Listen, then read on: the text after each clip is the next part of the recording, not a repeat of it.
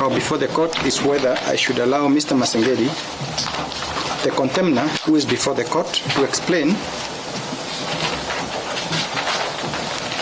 why he deliberately disobeyed the orders of summons by the court, which led to his conviction and sentence.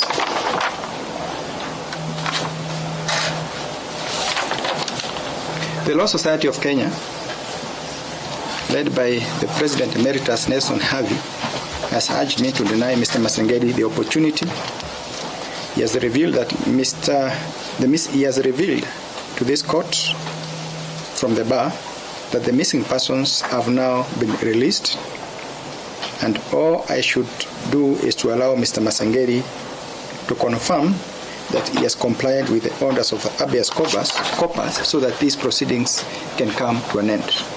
Additionally, he has argued that Mr. Masengeli has filed 2 applications before the Court of Appeal where he has appealed against a conviction and sentence, and one where he seeks an order of stay of these proceedings.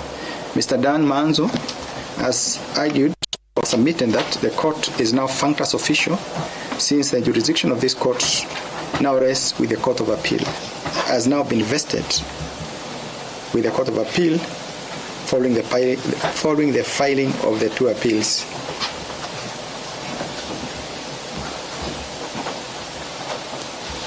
This position has been strongly opposed by counsels for the first respondent, Mr. Miller and Mr. Ogola, who have argued that the court gave a coercive order which end compliance requirements. Further, the proceedings before the Court of Appeal are intended to deal with the conviction aspect and not the sentence. In making a decision on the issue before me, I must make reference to the sentence of the order I made on the 13th of September 2024. In sentencing for contempt, there are normally 2 ways of punishing a contemner.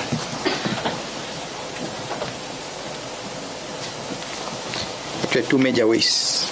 The court can choose to adopt a purely punitive approach, or can choose to use a coercive approach in which it includes what is known as the purging conditions. The coercive approach gives the contemner the opportunity to save himself from punishment, the equivalent of purgatory in religious circles, so that if the contemner complies and fulfills the obligation required of him by the court can weigh and consider whether he has cleansed himself of the original sin.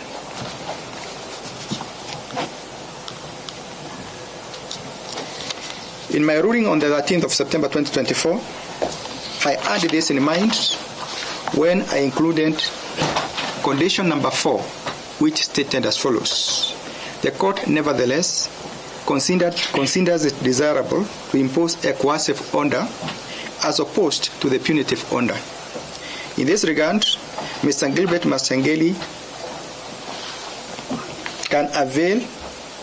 can avoid serving the sentence if he complies with the direction to obey the court summons. I thus suspend the sentence for 7 days only.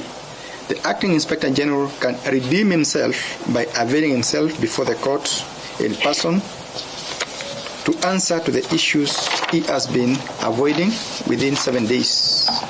In default, the sentence shall automatically become effective.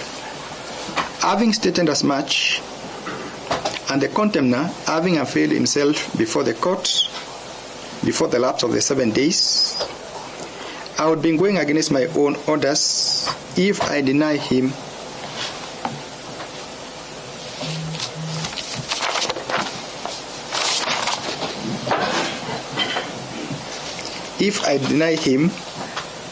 audience as urged by the LSK. This is a court of justice and must act fairly at all times towards those that appear before it. Mr. Masengeli is entitled to be heard by virtue of this court order. The Court of Appeal has not taken away the jurisdiction of this court, for it has not issued any order barring this court from hearing Mr. Masengeli. This court is not functus official either, as the sentence was not purely punitive but coercive, laced with purge conditions that the court reserved to consider before the sentence becomes effective. I will thus allow Mr. Masengeli to take to the stand and redeem himself.